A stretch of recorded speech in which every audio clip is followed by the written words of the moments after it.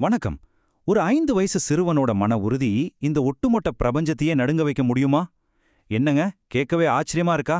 ஆமா, இன்னைக்கு நாம அப்படி ஒரு ஆழமான சிலிர்க்க வைக்கிற ஆன்மீக பயணத்தை தான் பார்க்க போறோம். காசி காண்டத்தோட 20வது அத்தியாயத்துல சொல்லப்பட்டிருக்க ஒரு மகத்தான நிகழ்வு இது. துருவன் அப்படிங்கிற ஒரு சின்னஞ்சிறு பையனோட அசைக்க முடியாத பக்தி, அவன் சந்திச்ச பிரம்மாண்டமான சோதனைகள், இதெல்லாம் பத்தி தான் இந்த தொகுப்புல நாம ரொம்ப விரிவா சுவாரஸ்யமா பேச போறோம். சரி, நேரடியா விஷயத்துக்குள்ள போயிடலாமா? ஓம் நம பார்வதி பதையே ஹர ஹர மகாதேவா. ஓம் நமோ பகவதே வாசுதேவாய. எப்பவுமே நாம ஒரு மங்களகரமான விஷயத்தை ஆரம்பிக்கிறப்போ இந்த மாதிரி புனிதமான மந்திரங்களோட தான் தொடங்குவோம் இல்லையா? இந்த மந்திரங்கள் வெறும் வார்த்தைகள் கிடையாதுங்க. பல 100 வருஷங்களா பக்தர்களை பரவசப்படுத்திய சக்தி வாய்ந்த அதிர்வுகள் இவை. இந்த நொடிகள் ஒரு முறையான உபன்யாசத்தை நேர்ல கேட்கிற மாதிரியான அமைதியையும் புனிதத்தையும் நமக்குள் கொண்டு வரட்டும். மதுவனத்தில் விஷ்ணுமயம். சப்தரிஷிகளோட வழிகாட்டுதலோட 5 வயசு சிறுவனான துருவன் யமுனை நதிக்கரையில் இருக்கிற புனிதமான மதுவனம் அப்படிங்கிற இடத்துக்கு வந்து சேர்றான். அது ஏதோ சாதாரண காடு கிடையாது, பகவானோட ஆதி இருப்பிடம் அது. அந்த இடத்துல உட்காந்து அந்த சின்ன சிறு பையன் தன்னுடைய மாபெரும் தவத்தை தொடங்கினான். இப்போ கொஞ்சம் கற்பனை செஞ்சு பாருங்க. 5 வயசு குழந்தை அவனோட ஐம்புலன்களையும் முற்றிலுமா அடக்கிட்டான். ஒட்டுமொத்த கவனத்தையும் ஒரே ஒரு விஷயத்துல மட்டும்தான் குவிச்சிருக்கான். அது என்ன தெரியுமா? ஓம் நமோ பகவதே வாசுதேவாய. இந்த 12 எழுத்து மகா மந்திரத்தை மட்டுமே இடைவிடாம ஜெபிக்க ஆரம்பிச்சான். அவனோட மனசுல வேற எந்த சிந்தனையும் இல்ல, கொஞ்சம் கூட கவனம் சிதறவே இல்ல. அந்த அளவுக்கு ஆழமான ஒரு தியான நிலைக்கு அவன் போயிட்டான். அவனோட தியானம் எந்த அளவுக்கு ஆழமா இருந்துச்சு தெரியுமா? அவனோட கண்கள் விஷ்ணுவை தவிர வேற எதையும் பார்க்கல, காதுகள் நாராயண நாமத்தை தவிர வேற எதையும் கேட்கல. சுத்தி இருக்கிற மரங்கள், அங்க சுத்தி திரியிற கொடூரமான சிங்கங்கள், தண்ணிக்குள்ள இருக்கிற தவளைகள், ஆமைகள், இப்படி இந்த உலகத்துல இருக்கிற அத்தனை ஜீவராசிகளையும் அவன் மகாவிஷ்ணுவா மட்டுமே பார்த்தான். அவனோட மனசுல இருந்த அந்த முழுமையான அமைதியினால இந்த ஒட்டுமொத்த பிரபஞ்சமுமே அவனுக்கு விஷ்ணுமயமாக தான் தெரிஞ்சது. நடுங்கிய உலகங்களும் இந்திரனின் கலக்கமும். சரி, துருவனோட இந்த அமைதியான தியானம் வெளியில உலகத்துல எப்பேற்பட்ட பெரிய அதிர்வுகளை உருவாக்குச்சுன்னு பார்க்கலாமா? அவனோட உக்கிரமான தவத்திலிருந்து வெளிப்பட்ட வெப்பம் ஒட்டுமொத்த 3 உலகங்களையுமே சுட்டெரிக்கிற அளவுக்கு தகுச்சது. ஒரு சின்ன பையனோட அமைதி இந்த பிரபஞ்சத்தையே எப்படி நடுங்க வச்சதுன்னு கொஞ்சம் விரிவா பார்ப்போம். இங்க நீங்க ஒரு பெரிய முரண்பாட்டை கவனிக்கணும். ஒரு பக்கம் பாத்தீங்கன்னா, ஒரு 5 வயசு பையன் தன்னோட முழு உடல் எடையையும் ஒரே ஒரு கால் பெருவிரல தாங்கி அசையாம நிக்கிறான். இன்னொரு பக்கம் பாத்தீங்கன்னா, அவனோட அந்த ஒற்றை விரலோட தவ வலிமையை தாங்க முடியாம பூமி தாயை ஒரு பக்கமா சாயறாங்க. அது மட்டும் இல்லாம அவன் உருவாக்கின தவத்தியோட வெப்பத்துல சூரியன், சந்திரன், அக்னி இவங்களோட ஒளியே மங்க ஆரம்பிச்சிருச்சு. கேட்கும்போதே பிரம்மாண்டமா இருக்குல்ல? இந்த சின்ன பையனோட தவ வலிமைய பார்த்து திக்பாலகர்கள் அத்தனை பேரும் பயத்துல நடுங்க ஆரம்பிச்சிட்டாங்க.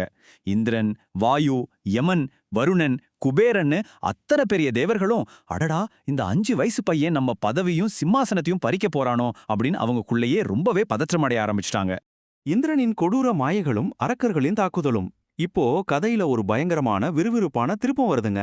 எப்படியாவது அந்த சிறுவனை பயமுறுத்தி அவனோட தவத்தை களைச்சிடலான்னு இந்திரன் ஒரு சதித்திட்டம் போடுறான். பயத்தை காட்டி ஒரு தீவிரமான பக்தனோட கவனத்தை சிதறடிச்சிடலான்னு அவன் ரொம்பவே தப்பா கணக்கு போட்டுட்டான். இந்திரனோட மாயைகள் எப்படி ஒவ்வொருனா ரொம்ப பயங்கரமா மாறுதுன்னு பாருங்க. முதல்ல கரடி, ஒட்டகம், சிங்க முகங்கள் வச்ச கொடூரமான அரக்கர்கள் எல்லாம் துருவனை பார்த்து பயங்கரமா கர்ஜனை செஞ்சுக்கிட்டே பாஞ்சு வராங்க. அதுக்கப்புறம் சீறிக்கிட்டு வர்ற விஷப்பாம்புகள், பெரிய பெரிய மலைகளையே தூக்கி வீசுற அளவுக்கு வலிமையான எருமைகள் அவனை நோக்கி ஓடி வருது. இதற்கெல்லாம் மேல கடைசியா ஒரு கொடூரமான யக்ஷினி அங்க வரா. அவ ஏற்கனவே ஒரு குழந்தையோட ரத்தத்தை குடிச்சு எலும்புகளை மென்னுக்கிட்டே, துருவா, அடுத்து உன் ரத்தத்தை தான் குடிப்பேன் அப்படின்னு ரொம்ப கொடூரமா மிரட்டுறா. ஆனா ஒரு நிமிஷம் யோசிச்சு பாருங்க. இத்தனை பெரிய பயங்கரங்கள், அரக்கர்கள், கொடூரமான மிரட்டல்கள் அவனை சுத்தி இருந்தாலும் துருவன் கொஞ்சம் கூட அசையலைங்க. அவனோட கவனம் 1 மில்லிமீட்டர் அளவு கூட செதறல. ஏன்னா அவனோட மனசு முழுவதுமா கோவிந்தனோட பாதங்கள்ல சரணடைஞ்சிருந்தது. இதைத்தான் நாம அசைக்க முடியாத பக்தி அப்படின்னு சொல்றோம். அன்னை சுனிதியின் மாயையும் சுதர்சன சக்கரமும் என்ன செஞ்சும் பயமுறுத்த முடியலன்னதும் இந்திரன் அவனோட அடுத்த ரொம்ப கொடூரமான தந்திரத்தை கையில எடுக்கிறான். ஒரு மனுஷனோட உணர்ச்சிகளை, குறிப்பா தாய் பாசத்தை ஒரு ஆயுதமா பயன்படுத்த நினைக்கிறான். துருவனோட அம்மாவான சுனிதியோட உருவத்துல ஒரு மாயையை இந்திரன் அங்க உருவாக்குறான். அந்த மாய உருவத்துல வந்த தாய் எப்படி கதறி அழுதா தெரியுமா? மகனே திரும்பி வந்துடுறா, இந்த உக்கிரமான தவம் உன்னோட பிஞ்சு உடம்புக்கு தாங்காது, இது நீ விளையாடுற வயசுப்பா, வயசானதுக்கு அப்புறம் தவம் பண்ணலாம், என்னோட திரும்பி வந்துடு அப்படின்னு ஒரு தாய்க்கே உரிய தவிப்போட நெஞ்சில அடிச்சுக்கிட்டு அழுதா. சாதாரணமா எந்த ஒரு சின்ன பையனாலும் தன்னோட அம்மாவோட அழுகுறல பொறுத்துக்கவே முடியாது இல்லையா? இதுதான் இந்திரன் வீசின கடைசி ஆயுதம். இந்த இடத்துல தாங்க கதையோட உச்சக்கட்டமே நடக்குது. அந்த மாயத்தாயோட கதறல கேட்டும் துருவன் கொஞ்சம் கூட கலங்கல. அவனோட உள்நோக்கிய தியானம் ஒரு துளி கூட குறையல. அந்த வினாடி அந்த இருளையே கிழிச்சுக்கிட்டு கோடி சூரிய பிரகாசத்தோட பகவான் விஷ்ணுவோட சுதர்சன சக்கரம் அங்க சுழன்று தோன்றுது. அதோட நெருப்பு பிழம்புகளை பார்த்த உடனே பயமுறுத்த வந்த அந்த மாய பேய்களும் அரக்கர்களும் பயந்து போய் தலைதெறிக்க ஓடி மறைஞ்சிட்டாங்க. நாராயண தரிசனம் மற்றும் பலச்சுருதி. இந்திரனோட மாயைகள் சுழன்றழிச்ச அந்த புயலுக்கு அப்புறம் இப்போ நாம ரொம்ப அமைதியான ஒரு தெய்வீகமான பகுதிக்கு வரோம். உண்மையான விஷ்ணு பக்தர்கள் எப்போவே இந்த உலகத்தோட அற்ப பதவிகளையோ மத்தவங்களோட அதிகாரத்தையோ பறிக்க நினைக்க மாட்டாங்க அப்படிங்கறத பிரம்மா தேவர்களுக்கு புரிய வச்சு அவங்கள அமைதிப்படுத்துறாரு. துருவனோட அந்த அசைக்க முடியாத உறுதியை பார்த்து ரொம்பவே சந்தோஷப்பட்ட மகாவிஷ்ணு சாக்ஷாத் நாராயணனாவே மாபெரும் கருட வாகனத்துல உட்கார்ந்துக்கிட்டு மஞ்சள் நிற பீதாம்பரம் அணிஞ்சி தன்னுடைய தெய்வீகமான 4 கரங்களோட துருவனுக்கு நேரா பிரத்யக்ஷமாகிறாரு. இது எவ்வளவு ஒரு நெகிழ்ச்சியான அன்பான தருணம்னு கவனிங்க. கடவுளை நேர்ல பார்த்த சந்தோஷத்துல ஆனந்த கண்ணீர் விட்டு சாஷ்டாங்கமா கீழே விழுந்து கும்பிட்ட அந்த 5 வயசு பையனை பகவான் தன்னோட 2 கைகளாலையும் ரொம்ப அன்பா தூக்குறாரு. அவன் உடம்புல ஒட்டி இந்த தூசிகள் எல்லாம் தட்டி விட்டு தன்னோட பாஞ்சஜன்ய சங்கால அவனோட கன்னங்கள்ல ரொம்ப மென்மையா தொடுறாரு. அந்த ஒற்றை தீண்டல்லையே சின்னஞ்சிறு சிறுவனான துருவன் முழுமையான பிரபஞ்ச ஞானத்தை அடைஞ்சிடறான்.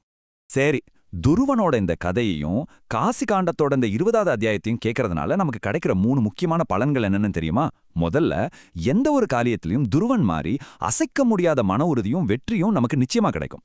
2வது, நம்ம சுத்தி இருக்கிற பயங்கள், மாயைகள், எதிர்மறை சக்திகள் எல்லாம் அழிஞ்சிடும்.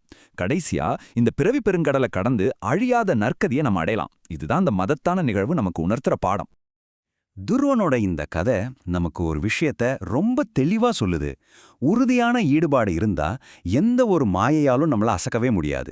இப்போ உங்ககிட்ட நான் ஒரு கேள்வி கேட்கறேன். ஒரு 5 வயசு பையனால தன்னோட முழு கவனத்தையும் சிதறாம குவித்து இந்த பிரபஞ்சத்தையே அசைக்க முடியும்னா, நம்மள தினமும் திசை திருப்புற இந்த நவீன உலகத்தோட மாயைகளை நாம ஒதுக்கி வச்சா நம்மால என்னென்ன மாபெரும் விஷயங்களை சாதிக்க முடியும்? கொஞ்சம் யோசிச்சு பாருங்க. காசி விஸ்வநாதர் சரணம். ஹரஹர மகாதேவா. மீண்டும் ஒரு சுவாரஸ்யமான தொகுப்புல சந்திக்கலாம். நன்றி.